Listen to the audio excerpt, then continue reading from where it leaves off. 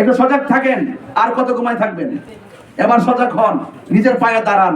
কত তেল মারা রাজনীতি করবো আমরা? কি পাইছি সারা জীবন? আমাদের 90% ভোট নিয়ে একজন এমপি মন্ত্রী হয়েছে।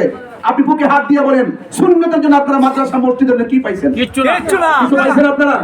এজন্য সুন্নিরা এরকম যদি ভাগ বিখর, আমরা দলে উপদলে বিভক্ত হয়ে যায়, যদি দলে উপদলে বিভক্ত হয়ে যায় তাহলে কি হবে? যদি আমরা সুন্নি জামাত যদি দলে বিদলে বিভক্ত থাকি তাহলে আমরা কেউ কিন্তু আমরা কাঙ্ক্ষিত জায়গায় পৌঁছতে পারবো না। পৌঁছতে পারবো? আর যদি আমরা ঐক্য। সোনারঘাট মাধবপুর আসন থেকে মোমবাতি প্রতীকে আমি নির্বাচনে আসছি। আপনাদের সকলের কাছে মোমবাতি প্রতীকে ভোট চাই। আপনারা ভোট একে পবিত্র আমানত। আপনাদের আমানত যখন অবশ্যই যেন আপনারা সুন্নিয়তের পক্ষে আপনার ভোটটা প্রদান করেন। পাশাপাশি সুন্নিয়তের পক্ষে প্রথম বলছি এই জন্য, কারণ আমাদের এই এলাকাটা 90% সুন্নি, হিসাব করলে আরো বেশি হবে। কথা কোন ঠিক কিনা? তো এই জন্য আমি যেহেতু সারা বাংলাদেশের আহলে সুন্নাত ওয়াল জামাতের সাংগঠনিক সচিব, তাহলে আগামী কিছুদিন পরেই তো আমরা কিন্তু প্রত্যেক জেলা উপজেলা এবং ইউনিয়ন ওয়ার্ড পর্যন্ত সুন্নি জামাতের কমিটি করবো। কথা কোন ঠিক কিনা? এজন্য সুন্নি ভাইরা এই মুহূর্তটা আপনারা জানেন অনেক কঠিন মুহূর্ত। যদি আমি উল্লেখ করি সুন্নিদের জন্য কঠিন কি মুহূর্ত, সুন্নি ভাইরা সতর্ক, একটু সজাগ থাকেন, আর কত ঘুমায় থাকবেন? এবার সজাগ হন, নিজের পায়ে দাঁড়ান। কত তেল মারা রাজনীতি করবো আমরা? কি পাইছি সারা জীবন? আমাদের 90% ভোট নিয়ে একজন এমপি মন্ত্রী হয়েছে। আপনি বুকে হাত দিয়ে বলেন, সুন্নতের জন্য আপনারা মাদ্রাসা মসজিদের জন্য কি পাইছেন? কিছু পাইছেন আপনারা?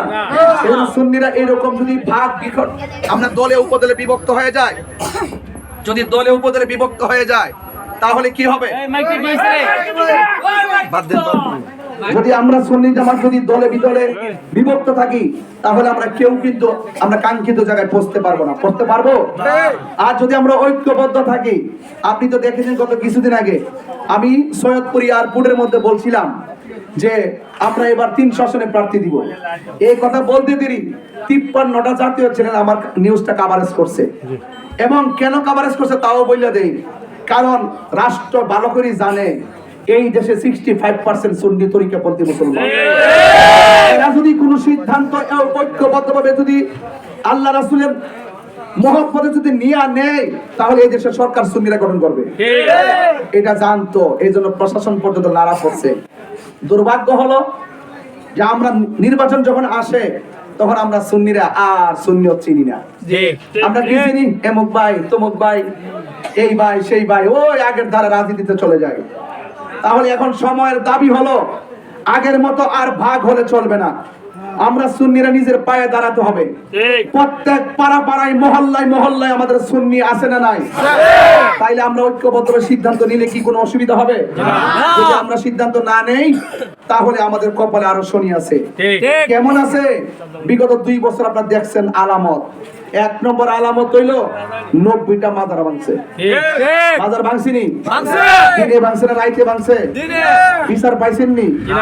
আমার ভাই রইসুদ্দিনকে হত্যা করছে প্রকাশ্যে, বিচার পাইছেননি? বিচার পান নাই কেন?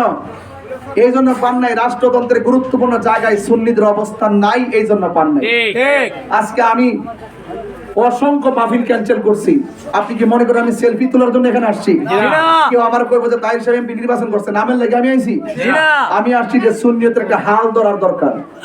যেহেতু সোনারঘাট মাধবপুর বাসীর মহব্বতে আমার বৃহত্তর সুন্নি জোট আমাকে এখানে আমাকে নির্ধারণ করেছেন। কেন্দ্রীয় নির্দেশনা মেনে আমি এখানে এসেছি। আর এখানে আসা কিন্তু আমার অন্যায় নয় আর অগ্রহণযোগ্য নয়, এটা সাংবিধানিক অধিকার। প্রথম অনেকেই বলা বলি করছে আমার বাড়ি ব্রাহ্মণবাড়িয়া কিল্লিগা সোনারঘাট আইলাম, এরা আসলে সংবিধান জানে না, এই জন্য বলছে। এখন যখন আমরা ব্যাখ্যা করছি তখন এখন বুঝতে পারছি, এখন আর ফেসবুকে লেখে না কেন আইলাম, কারণ এরা বুঝতে পারছে যে যে কোনো জায়গায় হোক না কেন সে যে কোনো আসন থেকে নির্বাচন করতে পারে, সাংবিধানিক কোনো বাধা নাই। কথা কন ঠিক কিনা? তো এই জন্য সুন্নি ভাইরা আপনারা অন্তত পক্ষে আপনার কাছে অনুরোধ করে বলি, আমি যে ধারে ধারে ঘুরতেছি, আরে আমার তো গরম লাগে না এতদিন। আমি যে মাহফিল আসছি, হাজার হাজার লোক আইছেন, আপনারা আমার সম্মান করছেন, প্যান্ডেল সাজাইছেন, চেয়ার দিছেন, ফুল দিয়ে সাজাইছেন, আমারে রিসিভ করছেন, সারাদিন মাইকিং করছেন, তাহির হুজুর আসবে, হাজার হাজার মা বোনরা মাহফিলের প্যান্ডেল ভরপুর ছিল। আজকে সেই মানুষটা আপনাদের ধারে ধারে ঘুরতেছে। আমি তো মনে করি ঘোরার কোনো প্রয়োজন ছিল না। অন্ততপক্ষে সুন্নিদের যে অবস্থাটা এখন বাংলাদেশে সৃষ্টি হয়েছে, এই মুহূর্তে তো আপনাদের সকলের উচিত সকলে ঐক্যবদ্ধভাবে একটা রাজনৈতিক সিদ্ধান্ত নেওয়া। কথা বলতে সব বাদ দিয়ে আসুন, অন্ততপক্ষে বিগত দিনে এখানে অনেক এমপি মন্ত্রী হয়েছেন। আমরা এই দেশের মানুষকে নিয়ে কি ভাবতে পারি, সমাজকে কিভাবে পাল্টাতে পারি, আমরা একটু চেষ্টা করি। এবার আসি অন্যদিকে যাই। সুন্নিদের কাছে প্রস্তাব রাখলাম, আপনার রাত্রে ঘুমায় ঘুমায় শুয়ে শুয়ে চিন্তা করেন যে জীবনে ভোট বহুত দিছি, গড়াইন না কিন্তু খাওয়ান দিছে না। তাহলে আমরা সুন্নিয়তটাকে ধরে রাখতে হবে। এই দেশের মাজার, এই দেশের খানকা রক্ষা করতে হবে। এই দেশের অন্য ধর্ম যারা আছেন তারা মন্দির, তারা পূজা করে, এই সমস্ত সনাতন ধর্মীদের জানমালের নিরাপত্তা দিতে হবে এবং সমাজ থেকে অন্যায় অবিচার দূর করতে হবে এবং দোকানপাটে যেইভাবে চাঁদাবাজি হয় এই চাঁদাবাজি বন্ধ করতে হবে।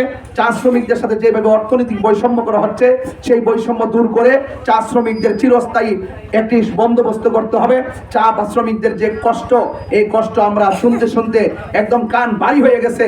এই জন্য আমরা যদি ইনশাল্লাহ আহলে সুন্নাত ওয়াল জামাতের প্রতিনিধি যদি সংসদে নির্ধারিত হয়, তাহলে ইনশাল্লাহ কথা দিয়ে যাচ্ছি মেহনতি মানুষের পাশে থাকবো, চা শ্রমিকদের পাশে থাকবো, ব্যবসায়ীদের পাশে থাকবো, মেহনতি মানুষের পাশে থাকবো। শিক্ষা, স্বাস্থ্য, অবকাঠামো উন্নয়নে যা করার ইনশাল্লাহ তাই করব।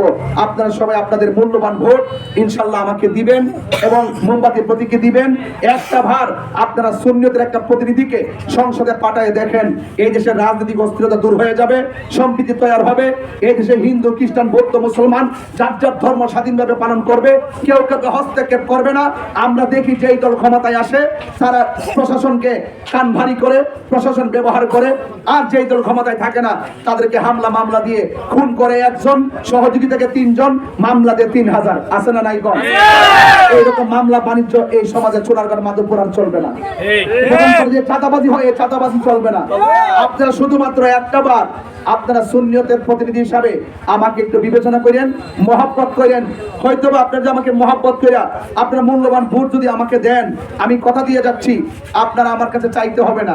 রাষ্ট্রের টাকা আমার মেরে খাওয়ার কোনো শখ নাই এবং রাষ্ট্রের যে বাজেট, এই বাজেট 4-5 ভাগ কইরা এমুকে খাইবো তমুকে খাইবো, এই দিন শেষ করে দিয়া একটা সোনার বাংলাদেশ, একটা সম্প্রীতির বাংলাদেশ, একটি মডেল সোনারঘাট মাধবপুর বানায়া এমন ভাবে কাজ করে দিয়া যেতে চাই যেন আপনারা বলেন যে তাহির হিসাব ব্রাহ্মণবাড়িয়া থেকে আইছিল, এই পোলাটা আইসা এই সোনারঘাট মাধবপুরে এমন কাজ করে গেছে 53 বছরের স্থানীয় কেউ এত কাজ করতে পারে না।